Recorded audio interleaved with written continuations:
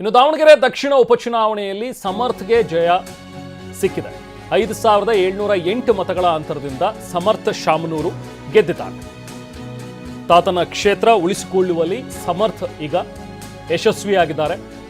ಸಮರ್ಥ ಶಾಮನೂರ್ಗೆ ಒಟ್ಟು 69,578 ಮತಗಳು ಬಿದ್ದವು. ಬಿಜೆಪಿಯ ಶ್ರೀನಿವಾಸ ಟಿ ದಾಸಕರಿಯಪ್ಪ ಅವರಿಗೆ 63,870 ಮತಗಳು. ಸೊ ಈ ಮೂಲಕ 5708 ಮತಗಳ ಅಂತರದಿಂದ ಸಮರ್ಥ ಶಾಮನೂರು ಗೆದ್ದಿದ್ದಾರೆ. ಬಟ್ ಲಾಸ್ಟ್ ಎಲೆಕ್ಷನ್ಸಲ್ಲೇನೆ ನೋಡ್ತಾ ಹೋದರೆ ಶಾಮನೂರು ಶಿವಶಂಕರಪ್ಪ ಅವರ ಭದ್ರಕೋಟೆ ಇದು.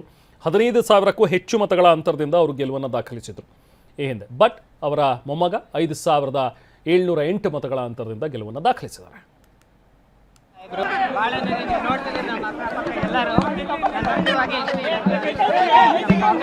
ಕಾರ್ಯಕರ್ತರು, ನಮ್ಮ ಮತದಾರರು, ರಾಜ್ಯದಲ್ಲಿ ದೇಶದಲ್ಲಿ ಎಲ್ಲ ಲೀಡರ್ಗಳು ಎಲ್ಲ ಬೆಂಬಲ ಆಶೀರ್ವಾದ ಮಾಡ್ತಾರೆ.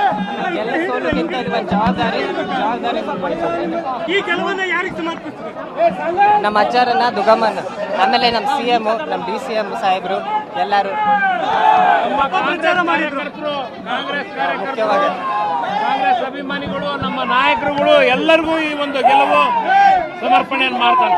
ಮೊದಲ ಪ್ರತಿಕ್ರಿಯೆ ಏನು ಅಂದರೆ ಎಲ್ಲ ಮತದಾರರಿಗೆ ಧನ್ಯವಾದಗಳನ್ನು ಹೇಳಬೇಕಾಗಿದೆ. ಅಪ್ಪಾಜಿಯವರ ಕ್ಷೇತ್ರ ಏನು ಕಾಂಗ್ರೆಸ್ನ ಭದ್ರಕೋಟೆ ಇದೆ. ಜನ ಎಲ್ಲರೂ ಇವತ್ತಿನ ದಿನ ಆಶೀರ್ವಾದ ಮಾಡಿದ್ದಾರೆ. ನಮ್ಮ KPCC AICC ಏನು ವರಿಷ್ಠರು ಬಂದು ಪ್ರಚಾರ ಮಾಡಿದ್ದಾರೆ.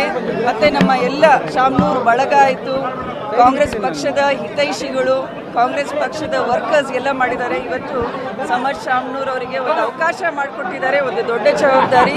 ಸಮರ್ಥ್ ಕೂಡ ಅಪ್ಪಾಜಿ ಅವರು ಏನು ಅಭಿವೃದ್ಧಿ ಕೆಲಸಗಳನ್ನು ಮಾಡಿದ್ದಾರೆ